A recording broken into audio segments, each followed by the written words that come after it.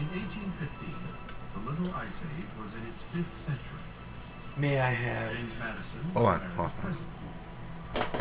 Congress was preparing to admit Indiana as the 19th state of the Union.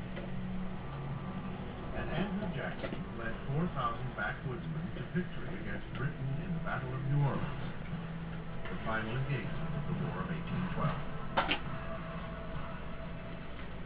1815 also witnessed one of Earth's most spectacular natural disasters.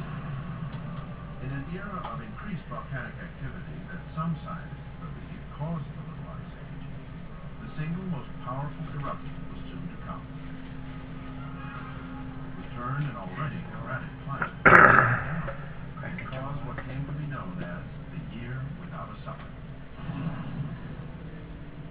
It began on the 5th of April with a deep rumble on the island of Sumbawa in Indonesia. On Sumbawa's north shore towered Mount Tambora, a 13,000-foot volcano thought to be extinct.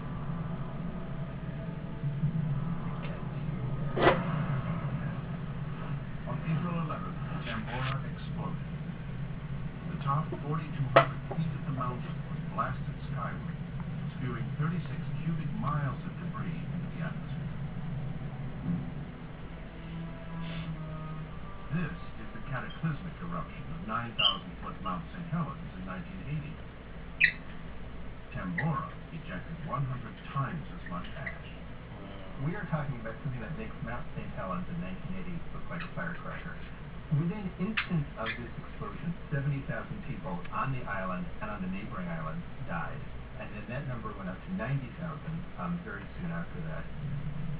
A huge amount of ash went into the atmosphere, and think of it as not just kind of going up, but going way up above the level of weather, 15.5 miles into the atmosphere. It's not the explosive power of a volcano that influences how much climate change there is. It's the amount of sulfur that it puts in the stratosphere. Because the sulfur dioxide gas reacts with water vapor and forms tiny little sulfuric acid droplets that reflect sunlight back to space, cooling the Earth's surface. Months passed before Tambora began etching its signature on Earth's climate. First bizarre sign that something was really up with the atmosphere was in the snowfall that came in the winter of 1815 to 1816. Hungary, a snowy place, noticed their snow was brown. That's kind of strange. Apulia, in the south of Italy, which doesn't usually get snow, noticed their snow was red. The multicolored snow was the peculiar result of Tambora's ash mixing with water vapor high in the Earth's atmosphere.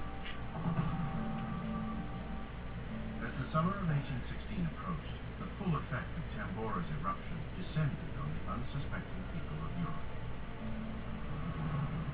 There's descriptions of the sort of dusty fog hanging in day after day, cold and dreary rain.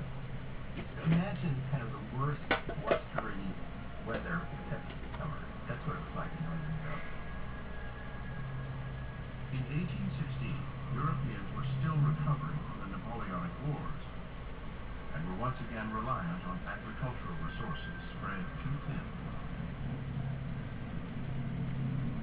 The Arctic weather devastated the continent's crops. Multitudes began to starve. The people who survive are much, much weakened because of the lack of food. And disease becomes widespread. There's a huge outbreak of typhus that hit Ireland, and 100,000 people die of typhus that's directly related to the Year Without a Summer.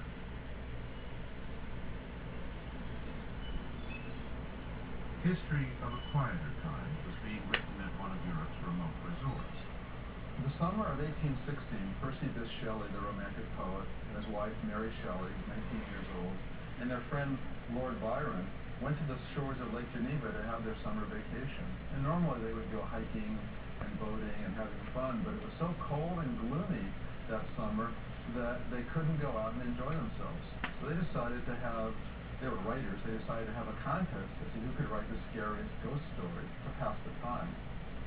And that summer, Mary Shelley wrote Frankenstein. If you look at Frankenstein, at the beginning of the book, the monster is climbing over the ice in the Arctic.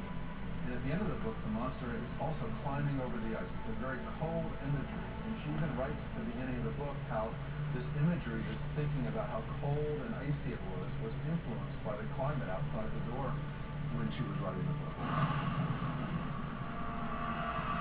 As Europe's frigid summer persisted, it continued to trigger famine and epidemics. The people could finally stand no more.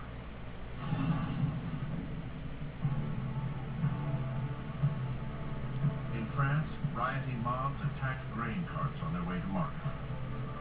In England, the starving lofted banners reading "Bread or Blood" as they looted and vandalized town after town.